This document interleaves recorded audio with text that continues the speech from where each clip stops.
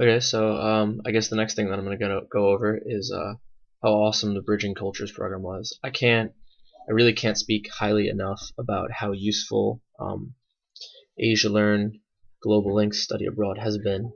Um, Being able to see as soon as I got here, Kumamoto Castle, and staying with a homestay family, even though it was only for 4 days, and spending time with them, and just the whole situation really it really brought you into the transition of Japan from wherever you're from. I'm from America, obviously, but yeah, it made it really nice, really easy, and they have a lot figured out for you. And it just got better when I got to APU.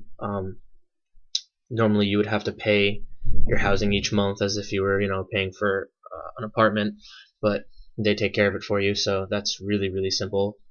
The insurance that they set you up with on top of what the school gives you covers you for just about any issue. Um, and I felt really prepared coming in. There's a couple of things that I had that made me more prepared than other people. If I can give you advice, my first advice would be as soon as you get to the airport, go ahead and get yourself a prepaid cell phone. Um, there's some misinformation about how much it costs online. It actually costs close to 10,000 yen. It's like 9,000 yen. And then each month you have to pay 3,000 at least minimum yen um, for minutes, for time.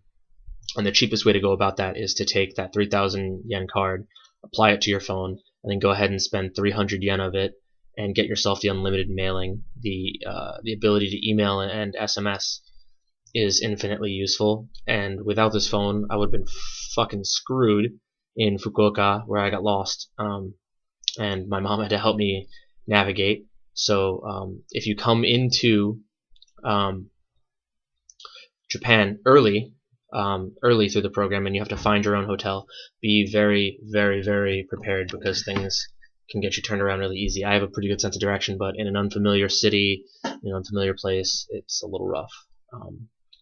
Yeah, but definitely the cell phone, because all my other friends have had to wait until April 18th to get their alien registration card, which is taking forever, and it's really hard for them to use Facebook or whatever else to keep in contact with people. The cell phone is super useful. Um, but yeah, definitely the Global Links program was super good, and they continue to impress me. Krista Lane, probably the best coordinator that I could ask for. She's been super nice and super fun to talk to. Just everything, the way that they do it is pretty good. I will say that when you get here, though, APU kind of sucks when it comes to information. They don't tell you a lot of things, and there's some websites that you gotta find and some stuff. I'm gonna try and post as much as I can, that way people can be prepared when they come. But getting Android devices such as cell phones or tablets onto the net is a little difficult. You have to root it. You have to download a VPN tunneling service. It's a pain, but once you finally get on, it works. Even with iPhone, you just gotta enter like passwords and stuff every single time. The APU password is ridiculously unnecessarily long. So yeah, that and my best advice would be, aside from cell phone, is get acquainted with the bus routes and the locations that they go to, because that bus is your golden ticket around town. Make sure that you know that if you take the 50 bus to the end stop to Beppu Station, that's where all the Nomi Hodais and party spots are. The bar 68. If you stop early, you can hit Beppu Tower Mai. That's where karaoke is. If you take the Kaminoe bus, it leads to a bunch of really nice onsens that are a little bit off the beaten path. The beaten city path, which is Beppu bus number 50. Most people use it, but there is a lot of hidden treasures throughout Beppu that are worth seeing. And if you go a little further outside of Beppu and into either Oita City or into the little marshes there, you can find some really nice places to eat ramen udon. And I've only really been here for a short time, but I've got a lot of information passed on to me that I still have to go check out. But speaking of cell phone, there's a lot to go see, so you should probably Should probably check that out as soon as possible.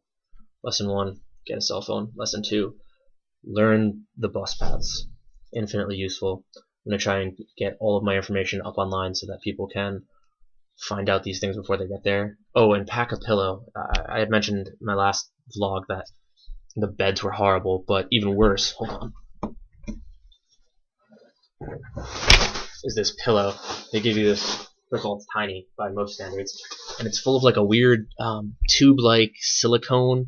The best thing I can describe it is like macaroni, and sometimes they smell really bad. So I basically use mine as an elevator because my shoulders are kind of broad, so sleeping hurts my neck. I use that on top of the 2 pillows that I brought.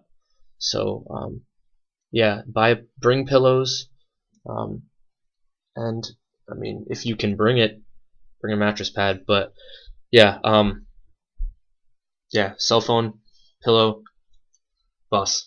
Figure out the buses. There's lots of really nice, cheap onsens, 100 yen, 500 yen.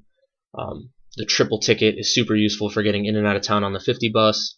There's a 7-day pass for if you want to get some food, places to eat, like H.I. Hirose is a really good shopping place.